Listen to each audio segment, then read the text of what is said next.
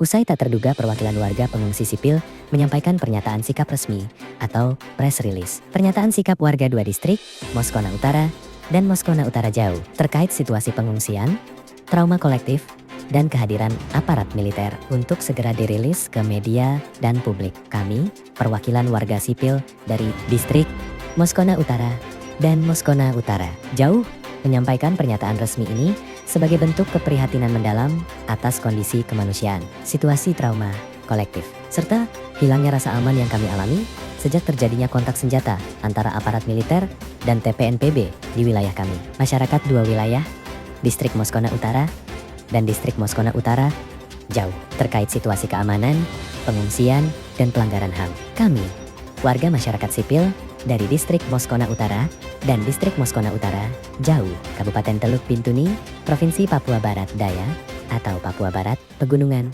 sesuaikan, menyampaikan pernyataan resmi ini kepada Komnas HAM RI, Presiden Republik Indonesia, Wakil Presiden Republik Indonesia, Pemerintah Provinsi atau Kabupaten, TNI, Polri, Lembaga Bantuan Hukum, media nasional maupun internasional, serta seluruh publik dengan pertimbangan situasi kemanusiaan yang sangat mendesak. 1.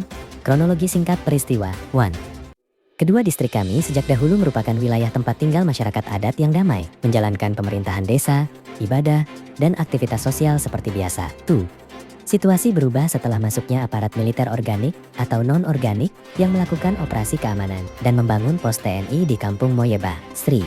Terjadi kontak senjata antara TPNPB dan aparat keamanan yang mengakibatkan 1 aparat meninggal dunia, 3 aparat mengalami luka kritis, dan terjadi operasi penyisiran di pemukiman warga. 4. Konflik tersebut menyebabkan warga sipil merasa ketakutan dan mengungsi ke hutan selama lebih dari 1 bulan tanpa fasilitas kesehatan, pendidikan, makanan, maupun perlindungan. 5. Setelah 1 bulan berlindung di hutan, warga dievakuasi ke kota, namun hingga kini tidak dapat kembali ke kampung, dilarang masuk karena operasi aparat masih berlangsung. 5 gereja di 2 distrik ditinggalkan, rumah-rumah, kebun, barang adat, hewan ternak, dan seluruh harta warga ditinggalkan. 6. Masyarakat mengalami trauma mendalam, traumatik, stres, dan kehilangan hak dasar sebagai warga negara. 2. Dampak sosial kemanusiaan. Warga tidak dapat beribadah di gereja, melanggar pasal 29 UUD 1945. Hilangnya rasa aman, melanggar pasal 28G Undang-Undang Dasar 1945. Pengungsian berkepanjangan, melanggar Undang-Undang 3 September tahun 1999 tentang HAM. Kehilangan mata pencaharian dan tanah adat, melanggar Undang-Undang Otsus Papua dan Deklarasi PBB tentang hak-hak masyarakat adat. Ketiga, pelanggaran HAM yang diduga terjadi. Dengan mempertimbangkan situasi di atas, kami menilai telah terjadi dugaan pelanggaran terhadap AUUD 1945.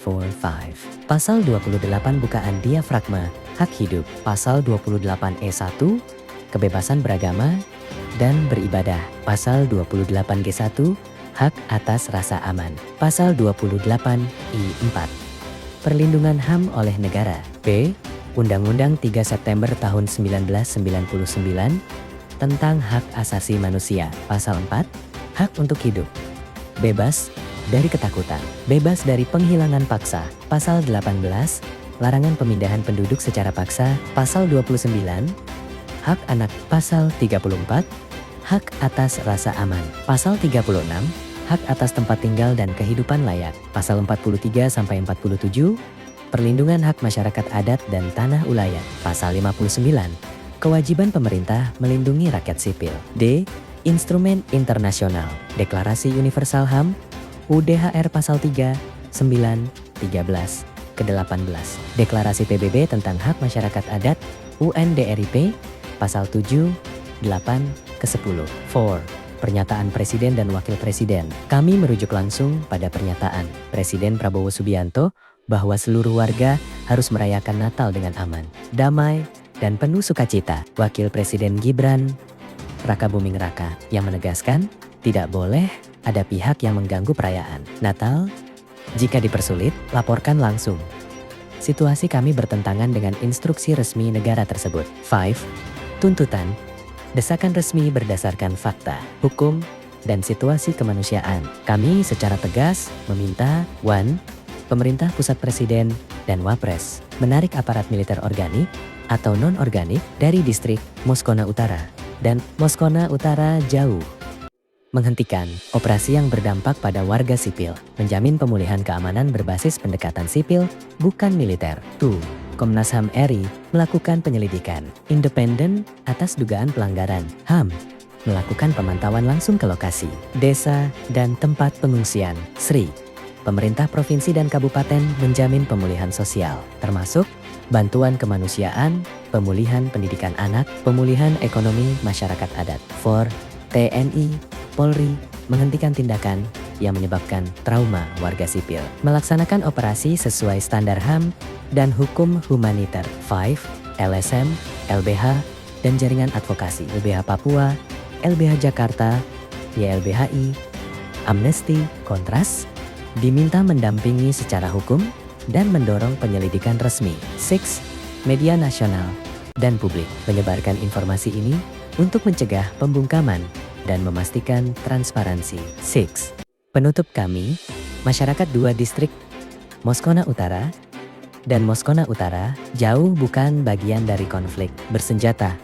Kami hanyalah warga sipil yang ingin kembali ke rumah, beribadah, bekerja, merayakan Natal, dan hidup damai seperti dulu. Kami berharap negara hadir sebagai pelindung rakyat, bukan sumber ketakutan rakyat. Demikian pernyataan resmi ini kami sampaikan untuk menjadi perhatian dan tindakan segera. Hormat kami, perwakilan warga distrik Moskona Utara dan Moskona Utara Jauh, para pengungsi sipil diberdayakan oleh pekerja HAM independen, jubir aktivis Moskona Utara, Inovina.